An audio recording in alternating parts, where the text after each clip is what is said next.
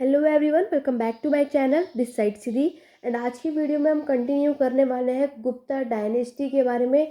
तो आज की हमारी ये सेकंड पार्ट होगा। इससे पहले वाले पार्ट में मैंने आप सभी को ऑलरेडी गुप्ता डायनेस्टीज के सारे रूलर्स के बारे में करवा दिया था और गुप्ता डायनेस्टी का डिक्लाइन कैसे हुआ था वो सारा कुछ मैं ऑलरेडी करा चुकी हूँ। जिस भी स्टूडेंट्स ने वो पार्ट 1 नहीं देखा, लिंक डिस्क्रिप्शन बॉक्स में मिल जाएगा, नहीं तो आप एंशिएंट हिस्ट्री की प्लेलिस्ट में जाकर के चेकआउट कर सकते हैं। आज की वीडियो में मैं आपके साथ डिस्कस करने वाली हूँ, जो कि हमारा सेकंड पार्ट होगा। इसके अंदर हम बाकी के जो गुप्ता डायनेस्टी से इंपॉर्टेंट टॉपिक्स है, लाइक हुए आपके एडमिनिस्ट्रेशन सिस्टम, इस समय का आर्ट और आर्किटेक्चर कैसा था, ये सारा कुछ आज की वीडियो में मैं आपको बताने वाली हूँ। तो वीडियो के एंड तक बने रहना, बहुत ही इंपॉर्टेंट टॉपिक है। यहाँ से आपको बहुत सारे क्वेश्चंस आपके एग्जाम में पूछे जाते हैं। तो चलिए ज़्यादा टाइम ना वेस्ट करते हुए अपनी आज की क्लास को स्टार्ट करते हैं। जो भी हमारे चैनल पे फर्स्ट टाइम है, जल्दी से चैनल को सब्सक्राइब कर लीजिए, बेल आइकन प्रेस कर लो, ताकि आगे आने वाली वीडियोस की अपडेट आपको टाइम टू टाइम मिलते रहे और आप हमारी इस सीरीज़ में जुड़ जाइए। तो चलिए स्टार्ट करते हैं अपनी आज की क्लास को। तो सबसे पहले हम बात करेंगे आपके गुप्ता डायनेस्टी के समय का आपका आर्ट और आर्किटेक्चर कैसा था। तो ये तो आपको भी यहाँ पर नज़र आ रहा है कि हमने यहाँ पर एक टेम्पल्स की मैंने एक पिक्चर लगाई हुई है। तो ये आप देख सकते हैं यहाँ पर कौन सी चीज़ कहाँ पर है, किस लिए है। बहुत अच्छे खासे तरीके से आपको चीज़ें समझ भी आ रही होंगी।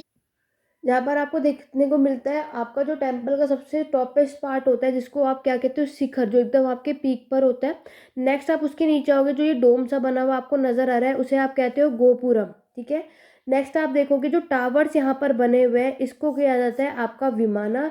और नेक्स्ट ये आपको पता है, जो ये आप ये वाला पार्ट देख रहे हो वो है आपका गर्भगृह। और आपको पता है ये वो जगह होती है जहाँ पर आपके जो गॉड है, यानी कि आपकी जो देव मूर्ति की स्थापना की जाती है, उस जगह को कहते हैं आपके गर्भगृह। यहाँ पर बने हैं आपके मंडप। ठीक है। यहाँ पे बहुत अच्छे तरीके से बना हुआ है। और ये जो आपके हॉलवे बना हुआ है उसे चौराना कहते हैं। ये आपका स्तंभ है जो आपको नजर आ रहा है। इसके अलावा ये बाकी की चीज़ें आप लोग देख सकते हो, लेकिन सबसे ज़्यादा इंपॉर्टेंट जो एग्जाम में पूछ ली जाती है वो कुछ ये चीज़ें हैं। तो आपको ये पता होना चाहिए कि गर्भगृह क्या होता है, मंडप क्या होता है, और यहाँ पे क्या पे कौन कौन सी चीज़ें और क्या क्या होती हैं। ठीक है। तो चलिए अब हम आर्ट और आर्किटेक्चर को डिटेल में समझते हैं। देखो, अगर आप टेम्पल आर्किटेक्चर यानी अपनी मंदिर वास्तुकला की शैली को देखोगे तो आपको यहाँ 3 तरीके की स्टाइल देखने को मिलती है। एक है आपका नागर शैली, जो कि आपको नॉर्दर्न रीजन में देखने को मिलेगा, यानी उत्तर क्षेत्र में। दूसरा है आपका द्रविड़ शैली, जो कि आपको साउदर्न रीजन यानी आपके दक्षिण क्षेत्र में देखने को मिलता है। और थर्ड वन है आपका वैसर शैली, जो आपके विंध्या और कृष्णा क्षेत्र के बीच में आपको देखने को मिलता है। यहाँ पर इस इमेज में आप तीनों तरीके की स्टाइल के मंदिर को देख सकते हो। ठीक है। तो ये पहला जो आप देख रहे हो ये आपका नागर शैली है। दूसरा स्टाइल जो देख रहे हो इसे द्रविड़ा शैली कहते हैं। और तीसरा स्टाइल जो देख रहे हो वो आपका वैसर शैली है। तो ये 3 तरीके के आपके आर्किटेक्चर होते हैं, टेम्पल होते हैं, जो कि आपको तीनों के नेम पता होना चाहिए और कौन सी जगह पर होते हैं, नॉर्दर्न और साउदर्न और विंध्य और कृष्णा। ये एग्जाम में बहुत अच्छे तरीके से आपसे ज़्यादातर पूछे जाते हैं। तो आपको ये सारी चीज़ें पता होना चाहिए। क्लियर हो गया। चलिए आगे बढ़ते हैं, जिसमें अब हम नेक्स्ट टाइम बात करेंगे आपका द्रविडियन आर्किटेक्चर, आपके द्रविड़ वास्तुकला कैसी थी। तो यहाँ पर मैंने आपको दिखाया मंडप बने थे, आपका रथ है, आपका विमान है, गोपुरम आपको देखने को मिलेगा और आपके द्वारपाल आपको देखने को मिलेंगे। तो मंडप आपको पता है कि यहाँ पर क्या होता है। मंडप में यहाँ पे चट्टान को खोद कर बनाया गया एक खुला मंडप आपको देखने को मिलता है, जिसमें 2 या 2 से अधिक कक्षों वाला साधारण स्तंभित हॉल आपको देखने को मिलता है। ठीक है। ये एक आपका क्या होता है, हॉल होता है। मंडप में आपको भी पता है कि क्या काम होता है, यहाँ पे शादियाँ करवाई जाती है, वो सारी चीज़ें आपको यहाँ पर याद रखनी, जहाँ पे आपके एक असेंबली हॉल होता है जहाँ पे लोग बैठते हैं। ठीक है। नेक्स्ट हम बात करेंगे रथ आपको देखने को मिलेगा, जो कि एक मोनोलिथिक श्राइन है, यानी कि एक एकल चट्टान को काटकर बनाया गया था और एक अखंड मंदिर है। बहुत याद रखना, मोनोलिथिक एग्जाम में पूछा जाता है। नेक्स्ट है आपका विमान। तो गर्भगृह और आपके शिखर, ये दोनों को मिलाकर आपको देखने को मिलेगा। विमान क्या होता है कि आपके गर्भगृह और आपके शिखर एक साथ होते हैं और ये आपके मंदिर का सबसे क्या होता है, मेन श्राइन होता है। ठीक है। नेक्स्ट हम बात करेंगे आपका गोपुरम। वो आपका लॉफ्टी गेटवे होता है, यानी एक ऊंचा द्वार होता है गोपुरम, जो मैंने अभी आपको इमेज में अच्छे खासे तरीके से दिखाया था। नेक्स्ट हम आगे बढ़ेंगे तो आपके द्वारपाल, जो आपके यहाँ पर क्या देखने को मिलेगा कि मिथुन के स्तर पर नागर शैली में उपस्थित द्वारपाल आपको देखने को मिलते हैं, जिसके अंदर आपके टैंक और खंभों वाली दीवारों की उपस्थिति देखने को मिलती है, जहाँ पर आपके टैंक्स होते हैं और जहाँ पर आपके पिलर वॉल्स देखने को मिलते हैं। तो ये इस तरीके का आर्किटेक्चर होता है जो कि आपके एग्जाम में पूछे जाते हैं। अगर आप आर्किटेक्चर की बात कर रहे हो तो देखो, आर्किटेक्चर में आपको पता है कि यहाँ पर आपको पिलर्स भी देखने को मिलेंगी, गुफाएं, केव्स भी होती हैं, स्क्रिप्चर यानी मूर्तियाँ भी होती हैं, पेंटिंग्स भी हमें मिलेंगी। तो ये सारा कुछ गुप्ता साम्राज्य के समय पर आपको देखने को मिलता है। ठीक है, जैसे अगर हम बात करेंगे ड्रिवेडियन आर्किटेक्चर या ड्रिवेडियन स्टाइल में ऐसा कौन सा मंदिर आता है, ऐसा कौन सा टेम्पल आता है, तो ये जल्दी से आप मुझे कमेंट करके बताइए, क्योंकि आपके एग्जाम में इस तरीके से क्वेश्चन पूछे जाते हैं कि ये मंदिर कौन से स्टाइल का था, तो आपको पता भी होना चाहिए। ठीक है, अगर हम बात करेंगे, आप सभी ने पढ़ा या देखा होगा कि आपका जो एक पार्वती का टेम्पल है, ठीक है, कहाँ पर है अगर हम बात करें तो ये है आपका नचना उतार में। ठीक है, ये और दूसरा है आपका शिव टेम्पल, शिव मंदिर भी आपको एक देखने को मिलता है, जो आपका ये दोनों ही आपको क्या शो करते हैं, भुमरा में है, जो कि आपको शो क्या करता है कि ये एक द्रविडियन स्टाइल है। ठीक है, ये दोनों मंदिर आप जब देखोगे तो आपको ये नजर आएगा, तो इस तरीके से आपको ये चीजें पता होना चाहिए। चलिए आगे बढ़ेंगे आपका नागर शैली की तरफ। नागर शैली आप देख सकते हो इमेज में, बहुत अच्छे खासे तरीके से आपको नजर आ रहा है। ये कल्वीनर शिखर है, ये आपका स्क्वायर और रेक्टेंगुलर शेप का मंदिर होता है। ठीक है, गर्भगृह होता है इसके अंदर और पंचायतन स्टाइल होता है यहाँ पर, और पिलर हॉल भी यहाँ पर आपको साथ साथ देखने को मिलेगा, लेकिन यहाँ पे टैंक्स नहीं होते हैं। गर्भगृह, अभी मैंने ये पिक्चर आपको ऊपर अच्छे खासे तरीके से दिखाया था, जहाँ पर ये वो जगह है गर्भगृह जहाँ पे भगवान को रखा जाता है। ठीक है, तो ये इंपॉर्टेंट है, ये नागर शैली है और इसका देख सकते हो स्क्वायर और रेक्टेंगुलर टाइप का आपका ये मंदिर या टेम्पल होता है। चलिए अब कुछ और गुप्ता आर्ट और आर्किटेक्चर के बारे में बात कर लेते हैं। अगर हम गुप्ता के समय के आपके कैसा था, तो यहाँ पर देखो फ्लोरिश हुआ था गुप्ता के समय पर बहुत अच्छे खासे तरीके से, और साथ ही साथ इस काल में आप देखोगे तो आपके ब्राह्मणवादी, जैन धर्म और बौद्ध धर्म के सिद्धांतों का मानकीकरण किया जाता है। ठीक है, ये तीनों ही आपको अच्छे खासे तरीके से यहाँ देखने को मिलेंगे। और साथ ही साथ अगर आप यहाँ देखोगे तो आपको और भी यानी अलग अलग जगहों में हमें अलग अलग देवी देवताएं देखने को मिलते हैं। जैसे विष्णु भगवान की पूजा आपके नॉर्दर्न और सेंट्रल इंडिया यानी कि उत्तर और मध्य भारत में देखने को मिलते हैं। दूसरा शिव का अगर आप देखोगे तो साउथ इंडिया यानी दक्षिण भारत में, और शक्ति के आप देखोगे तो बंगाल में है। तो ये तीनों आपको याद रखने हैं आपके एग्जाम पॉइंट ऑफ व्यू से कि ये जो है आपके तीन देवताओं का आपको अलग अलग जगहों पर और कौन से जगहों पे कौन से देवी देवता यहाँ पे फ्लोरिश हुए थे, ये आपको एग्जाम पॉइंट ऑफ व्यू से याद रखना है। ठीक है, चलिए आगे बढ़ेंगे। केव आर्किटेक्चर यानी कि गुफाओं के आपके कैसा आर्किटेक्चर था इसकी बात कर लेते हैं।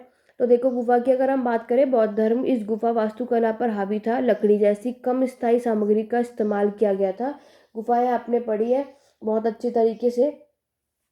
तो यहाँ पर बौद्ध धर्म से रिलेटेड यहाँ पे केव्स आपको देखने को मिलते हैं, जैसे आपको याद होगा कि आपके विहार, ठीक है, ये चीज़ें बनाई गई थी, तो ये चैत्य, तो ये सब एक गुफाएं थी। ठीक है, नेक्स्ट आप देखो लकड़ी का उन्मूलन और बुद्ध की छवि का परिचय आपको देखने को मिलता है, और हिंदू और जैन इस संस्थाप्य परंपरा में शामिल हो गए।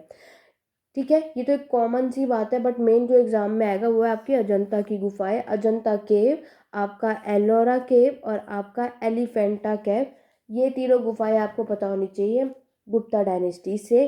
तो अजंता केव आप बहुत अच्छे खासे तरीके से जानते हो।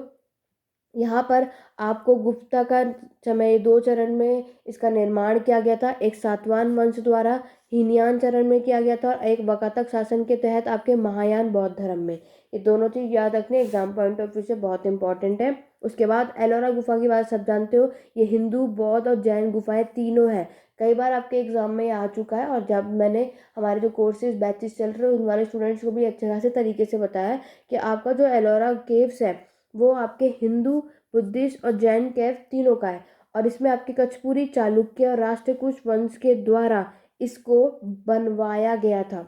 ठीक है, तीनों के द्वारा, तो ये तीनों के नेम आपको याद होने चाहिए।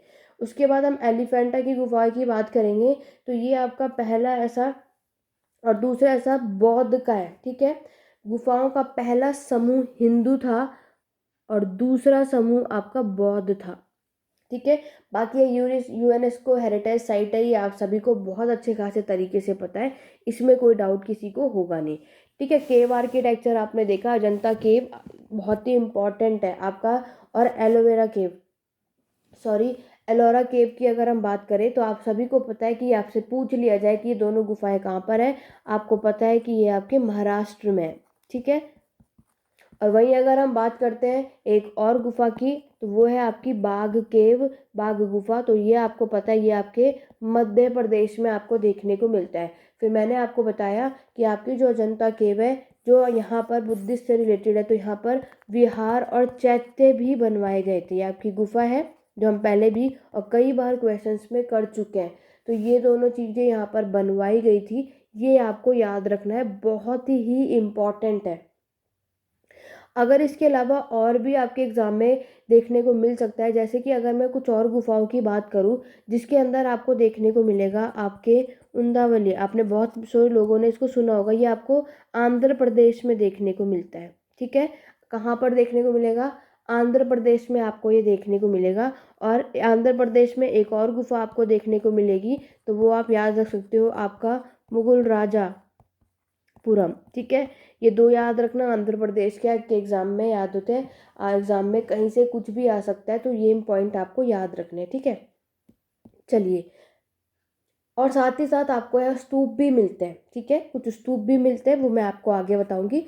चलो, टेम्पल आर्किटेक्चर की बात पहले कर लेते हैं, यानी कि आपकी मंदिर की वास्तुकला कैसी थी। तो देखो, स्क्वायर टेम्पल आपको देखने को मिलते हैं जिसकी फ्लैट रूफ थी, यानी आपके उथले स्तंभ वाले हॉल के साथ वर्गाकार मंदिर आपको देखने को मिलता है। और निचले प्लेटफॉर्म पर ये बना हुआ होता है, लो प्लेटफॉर्म पे ये बिल्ट होता है।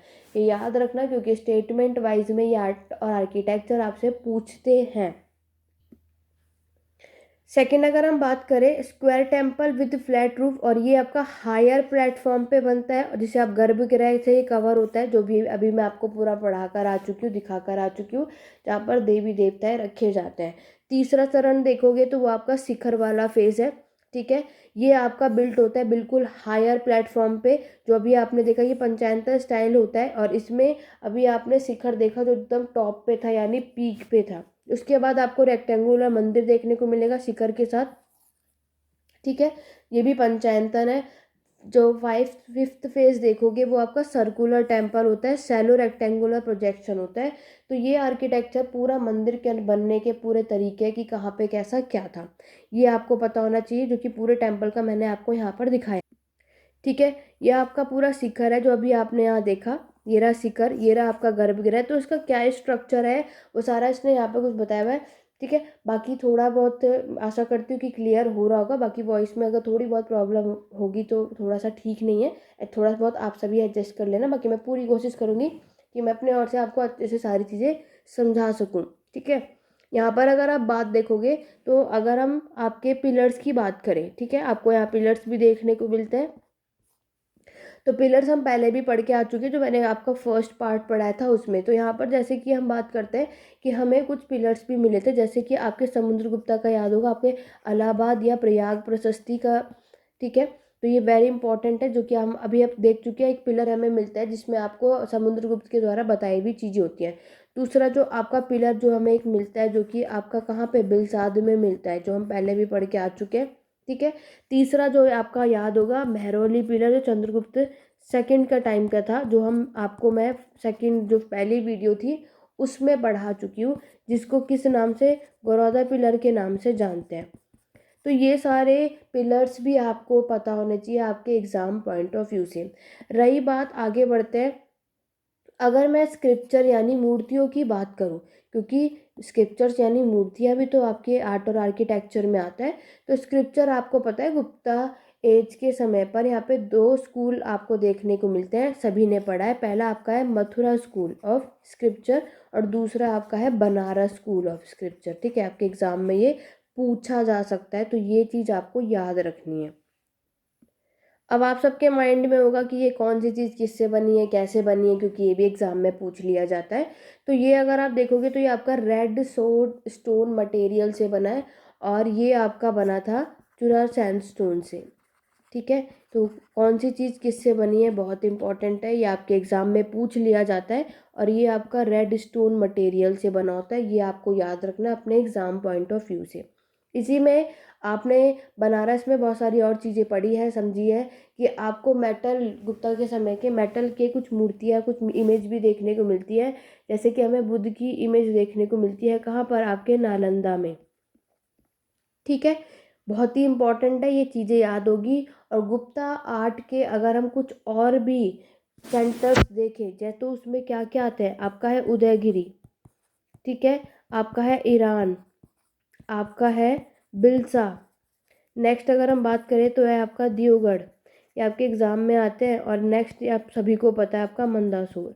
तो ये आपके गुप्ता आर्ट के कुछ इम्पॉर्टेंट और सेंटर हैं जो आपको सारे नाम पता होना चाहिए, आपके एग्ज़ाम में काम आते हैं और आपसे पूछे जाते हैं।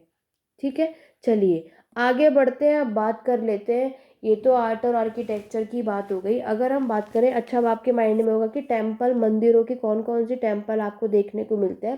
तो मैं आपको यहाँ नाम बता देती हूँ, आप लोग लिख सकते हो। तो आप लोग नाम लिख सकते हैं, जैसे कि मैंने आपको बुद्धा टेम्पल बताया, बुद्ध के हमें टेम्पल देखने को मिलते हैं, ये मैंने अभी आपको बताया।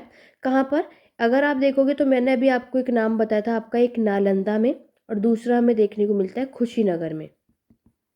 ठीक है, उसके बाद अगर आप देखोगे तो हमें यहाँ पे कुछ बुद्धिस्ट का है, तो ऑब्वियस सी बात है जैन टेम्पल भी आपको देखने को मिलते हैं।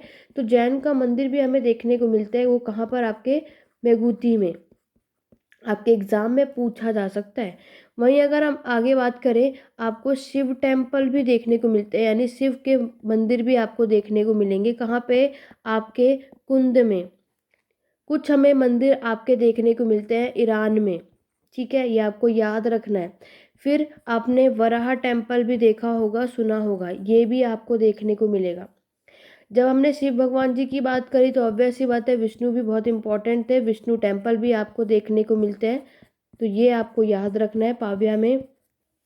इसी तरीके से और भी बहुत सारे टेम्पल है जो आपके एग्ज़ाम पॉइंट ऑफ व्यू से आपको याद होने चाहिए और आपसे पूछे जाते हैं। मंदिर आपको भितरगांव में भी देखने को मिलते हैं, उदयपुर में भी देखने को मिलते हैं, जो कि मैंने अभी आपको बताया और अभी पीछे बताया ही था। तो ये सेंटर आपको सारे के सारे याद होने चाहिए।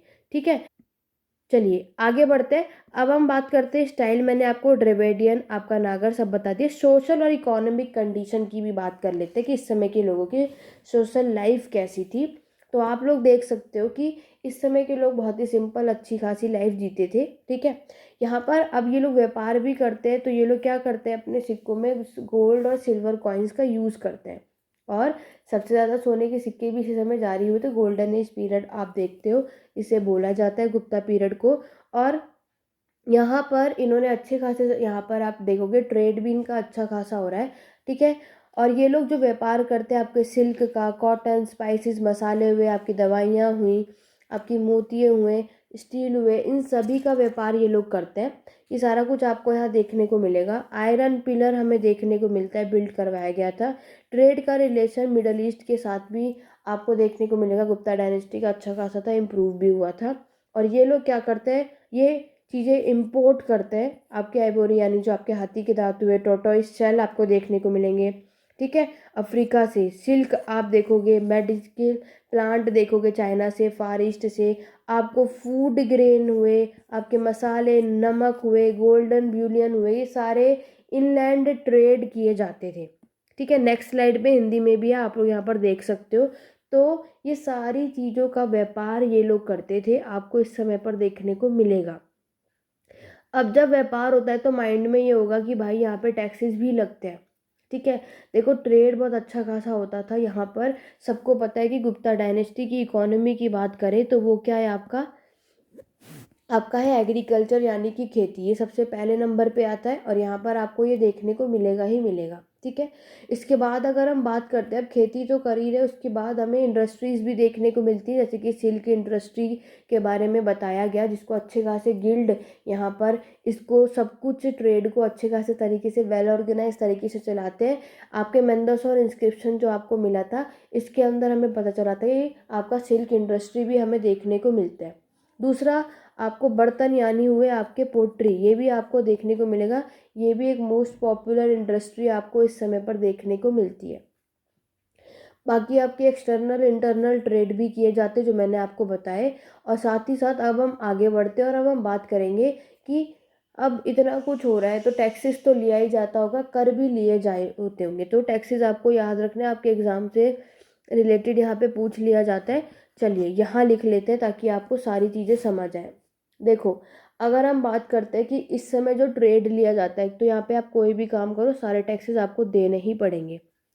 जैसे कि अब एग्रीकल्चर है तो इरिगेशन टैक्स तो यानी आपके सिंचाई कर तो लेना ही पड़ेगा या लेते ही होंगे। तो आपको किसको क्या बोला जाता है वो याद रखना है, ठीक है। नेक्स्ट अगर हम बात करेंगे कि यहाँ पर आपका ग्रेजिंग टैक्स भी लिया जाता है, तो आपको सबके नाम याद होने चाहिए, वेरी इंपॉर्टेंट है। वीडियो पसंद आ रही हो तो लाइक शेयर करना बिल्कुल भी मत भूलना। इस तरीके से आपको सारी वीडियोस हमारे चैनल पे देखने को मिलेगी। आप सबके एग्ज़ाम आ रहे हैं, इसके वजह से मैं यहाँ पर आपकी पूरी कोशिश कर रही हूँ कि मैं आपको जल्दी ही प्रीवियस कुछ क्वेश्चंस भी कराने वाली हूँ।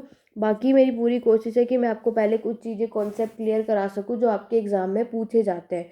तो इसी वजह से आपसे एग्ज़ाम में जो क्वेश्चन आते हैं वो सारा कुछ मैं आपको करा रही हूँ। टैक्सेस, एडमिनिस्ट्रेशन, आपकी इकोनॉमी, आर्ट और आर्किटेक्चर बहुत इंपॉर्टेंट है CUET वाले के लिए।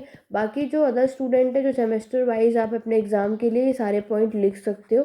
ये सारे टैक्सेस आप लोग लिख लीजिए, आपके एग्ज़ाम में बहुत काम आएगा। भाग और भोग टैक्स भी आपको देखने को मिलते हैं, ठीक है।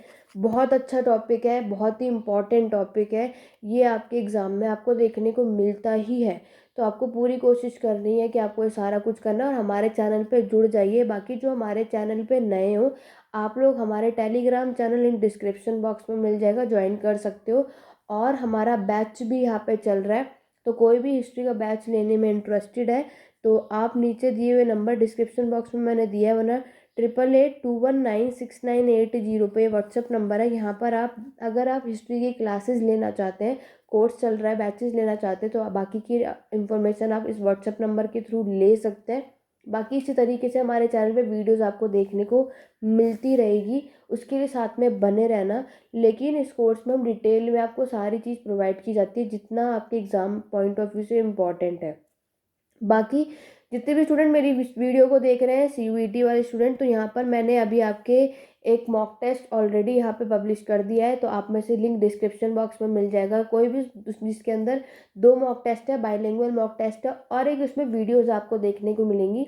अगर आप में से कोई भी इंटरेस्टेड है उसको लेने में तो आप देख सकते हो। बाकी आगे एक अच्छा खासा 5 से 10 मॉक टेस्ट मैं आपके लिए लेकर आने वाली हूँ।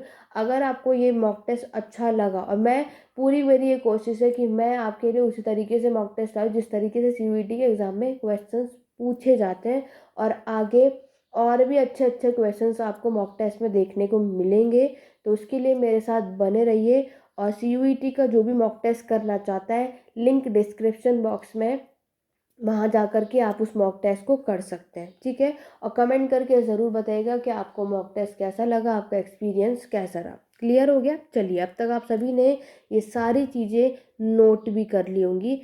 आगे बढ़ते हैं। अब माइंड में है कि जब इतना बड़ा साम्राज्य है तो भाई आपका जुडिशरी सिस्टम भी होगा, इंसाफ भी मिलेगा लोगों को। तो बिल्कुल था।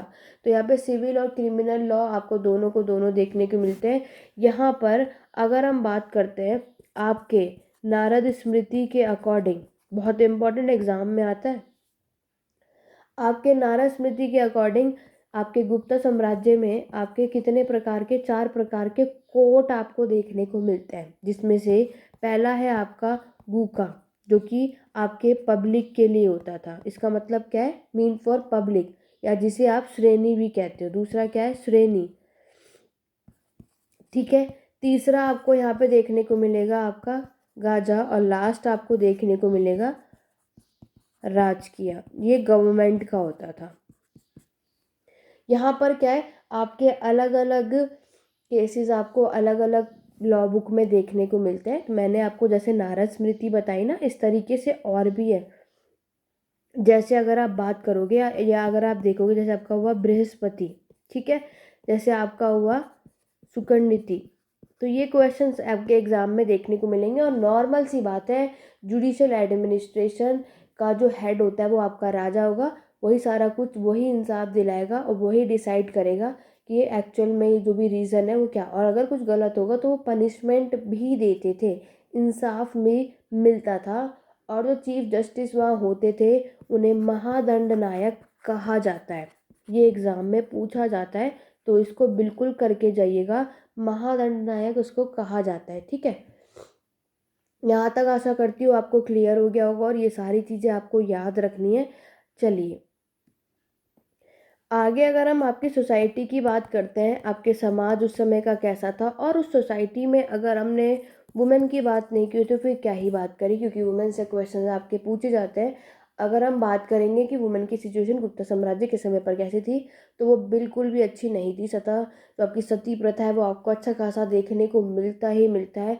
आपके यहाँ पे वुमेन्स को कोई भी अधिकार नहीं था प्रॉपर्टी पे, सिर्फ उनके स्त्री धन के अलावा, जो कि आपको अच्छे खासे तरीके से पता ही है। बाकी जो अपर कास्ट के लोग हैं उनको तो अलाउड होता है, ठीक है, लेकिन जो लोअर कास्ट की जो वुमेन है उनकी सिचुएशन बहुत ही ख़राब थी, जो आपको यहाँ पर देखने को मिलेगा ही मिलेगा।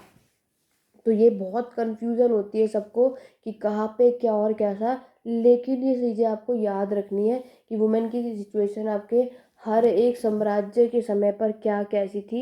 बहुत इम्पॉर्टेंट है कि कहीं पे अच्छी है कहीं पे ख़राब है। और बहुत लोग ऐसी गलतियाँ करते हैं कि सबको लगता है ये पहले का टाइम पीरियड है तो ख़राब होगी, बाद का टाइम होगा तो अच्छा होगा।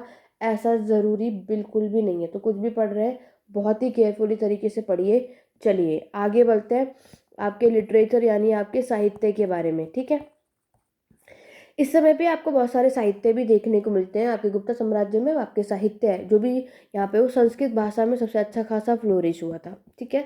यहाँ पर अगर हम बात करेंगे, यहाँ पर आपको फ्रोज और आपकी पोइट्री दोनों तरीके की आपको देखने को मिलता है। यहाँ पर साहित्य ये दोनों ही आपको यहाँ पर देखने को मिलते हैं। जैसे कि आपने बहुत अच्छा खासा सभी ने नाम सुना है, जैसे कि आपके हरिसेन है, कोर्ट पोएट है, ठीक है, जिसके अंदर इलाहाबाद प्रिंस्क्रिप्शन में हरिसेन आपके क्या है, कोर्ट पोएट, एक कवि दरबार थे। इन्होंने भी अच्छी खासी, इन्होंने समुद्रगुप्ता, चंद्रगुप्त, इन सभी के बारे में जितनी भी इनकी अचीवमेंट थी सबके बारे में लिखा था। ऐसे ही आपके कालिदास की अगर हम बात करें, कालिदास के बारे में सभी ने जानते हैं कि कालिदास ने आपके क्या लिखा है, आपका मेघदूत हुआ, आपका रघुवंशा हुआ, तो ये सारे आपको याद होंगे, ठीक है। आपको नेक्स्ट अगर हम बात करें आपके दांडिन, ये भी याद रखना है, काव्य दर्शन, ठीक है। नेक्स्ट अगर हम बात करते हैं आपके भैरवी, तो ये क्या, इन्होंने आपके कीर्ति अर्जुनियम लिखा था। देखो मैंने ना ऑलरेडी आपके सारे बुक्स एंड ऑथर करवाए हुए हैं। अगर आप इसको सेपरेटली पढ़ना चाहते हो, करना चाहते हो, तो बुक्स एंड ऑथर की प्लेलिस्ट बनी हुई है, आप लोग वहाँ से जा कर के कर सकते हैं। बहुत ही हेल्पफुल है। आप नहीं तो एंशिएंट हिस्ट्री की प्लेलिस्ट में भी सब कुछ मिल जाएगा। तो बाकी आप एंशिएंट, मेडिएवल, मॉडर्न जो मैंने प्लेलिस्ट बनाई है, बुक्स एंड ऑथर, इंस्क्रिप्शन, सारी प्लेलिस्ट देख लो। आपके एग्ज़ाम में बहुत काम आने वाला है आप सभी का। तो ये तो आपके कुछ पोएट हुए, ठीक है। अगर यही ड्रामा की बात करूँ तो आपके कालिदास ने देखो ड्रामा भी लिखा था, जो कि आप सभी ने पढ़ा है। आपके चाहे भास हुए, उन्होंने भी ड्रामा लिखा था। आपके विशाखा दत्त हुए, ये सारा कुछ मैं ऑलरेडी पहले पढ़ा चुकी हूँ। तो आप लोग जा कर के उस बुक्स एंड ऑथर की प्लेलिस्ट में देखोगे, सब कुछ मिल जाएगा, सब कुछ, ठीक है। विष्णु शर्मा ने भी पंचतंत्र हितोपदेश लिखा था, ये सारा कुछ मिल जाएगा, मैं ऑलरेडी करा चुकी हूँ ये सारे साहित्य के बारे में। तो आप लोग इसको अच्छे खासे तरीके से पढ़ लेना और देख लेना कि कहाँ से क्या क्या चीज़ें पूछी जाती है, मैं ऑलरेडी ये करा चुकी हूँ, ठीक है। तो ये था आपका पूरा का पूरा कंप्लीट गुप्ता साम्राज्य, गुप्ता डायनेस्टी। आप लोग कमेंट करके बता सकते हैं अगर कि आप नेक्स्ट वीडियो कौन से टॉपिक पे चाहते हैं। एशियन हिस्ट्री ओवरऑल मैंने आपको कंप्लीट करा दिया है, ठीक है। हाँ, पोस्ट मॉडर्न और पोस्ट गुप्ता पीरियड नहीं कराया मैंने। अगर आप लोगों को कमेंट ज़्यादातर आएगा, उस वीडियो पे रिस्पॉन्स अच्छा रहेगा, तो मैं जल्द ही आपके पोस्ट मॉडर्न का टॉपिक और पोस्ट गुप्ता का जो टॉपिक है वो लेकर के आएंगे। बट अभी आप इतने टॉपिक्स भी कर लो तो आपके एग्ज़ाम में बहुत हेल्प होने वाला है। बाकी मैंने आपको आज की वीडियो कैसी लगी कमेंट करके ज़रूर बताना। बाकी हम आपके इसी तरीके से मैं आपकी सारी पूरी कोशिश रहूँगी ज़्यादातर आपको कॉन्सेप्ट क्लियर करा सकूँ। ये बाइलिंगुअल है, ठीक है। क्लासेस लेना चाहते हैं जिसमें आपको सारी चीज़ें डिटेल में कराई जाएंगी, जितने भी एग्ज़ाम पॉइंट ऑफ व्यू से, तो आप वो भी कर सकते हैं, ठीक है। बैचेज़ आप लोग ले सकते हैं। बाकी जो बैचेज़ नहीं ले पाते, कोर्स नहीं बाय कर सकते, आप यूट्यूब पे बने रहिए। बाकी प्लेलिस्ट में इतना है ना कि आप इजीली से एग्ज़ाम क्रैक कर सकते हैं। मैंने इतने आपको क्वेश्चन सॉल्व करवाए हुए हैं, एंशिएंट, मेडिएवल, मॉडर्न वर्ल्ड, आप लोग उसको करिए। आपने क्वेश्चंस पे ज़्यादातर फोकस करा तो आपका काम बन जाएगा। रही बात मॉक टेस्ट, मैं आपको प्रोवाइड कर रही हूँ लिंक डिस्क्रिप्शन बॉक्स में, अभी वो 2 मॉक टेस्ट करो। आपको लग रहा है, लेकिन देखो पढ़ हम कितना भी ले, कितने भी अच्छे टॉपिक होते हैं, लेकिन जब हम क्वेश्चन करने आते हैं तो हम लोग फंस जाते हैं, यही तो मेन चीज़ है। अभी जो 2 मॉक टेस्ट मैंने आपके लिए सबके लिए किए हैं, जा कर के उसको लो, ज़्यादा नहीं है। ये मॉक टेस्ट सिर्फ 49 रुपीज़ का है, जिसमें आपको एक वीडियो भी मिलेगी जिसमें पूरा जो आपका हिस्ट्री का इंट्रो है वो सारा कुछ मैंने बताया हुआ है, ठीक है। आगे मैं आपके 10 मॉक टेस्ट लाऊंगी और आपके एग्ज़ाम से पहले एक पूरा एग्ज़ाम लूँगी मैं, पूरे 1 घंटे का होगा या 2 घंटे का मैं आपका रखूँगी। आपको वो एग्ज़ाम उसी तरीके से देना है, बहुत काम आने वाला है। अगर आप लोगों का रिस्पॉन्स अच्छा रहा, ठीक है, आप सभी मेरे साथ बने रहे और इसी तरीके से आप अपना प्यार दिखाते रहे, तो ये सब कुछ आपको हमारे साथ मिलता रहेगा। मॉक टेस्ट मेरी पूरी कोशिश है कि इस बार मैं आपको चैनल पे प्रैक्टिस कराऊंगी थोड़ी बहुत, बिल्कुल, लेकिन मेरी पूरी कोशिश है कि इस बार मैं आपको ऑनलाइन प्रिपरेशन कराऊं, क्योंकि आपका एग्ज़ाम ऑनलाइन होता है, कंप्यूटर पे होता है, तो वो आपको हेल्पफुल होगा। तो बहुतों को कंप्यूटर पे थोड़ी प्रॉब्लम होती है कि कैसे समय बीत जाता है, तो आपको क्या करना है, ये मॉक टेस्ट आपके कुछ उसी, यहाँ पे मैंने टाइम लिमिट सेट कर रखी है, उस हिसाब से आपको क्वेश्चंस दे रखे हैं। और आपका जब आपका एग्ज़ाम आएगा, उसके एग्ज़ाम से पहले ही 2-3 दिन पहले मैं आपका ये एग्ज़ाम रखूँगी 2 घंटे का, जिसमें आपको ये सारे उसी तरीके से क्वेश्चंस आपको पूरा फील आएगा कि आप एग्ज़ाम देंगे। और पूरा वो सारा प्रोसीजर मैं आपको नेक्स्ट वीडियो में जल्दी बताऊंगी, तो उसके लिए मेरे साथ बने रहिए। और नेक्स्ट वीडियो आप कौन से टॉपिक पर जाते हैं कमेंट करके ज़रूर बताना। आज की क्लास कैसी लगी कमेंट करके ज़रूर बताना।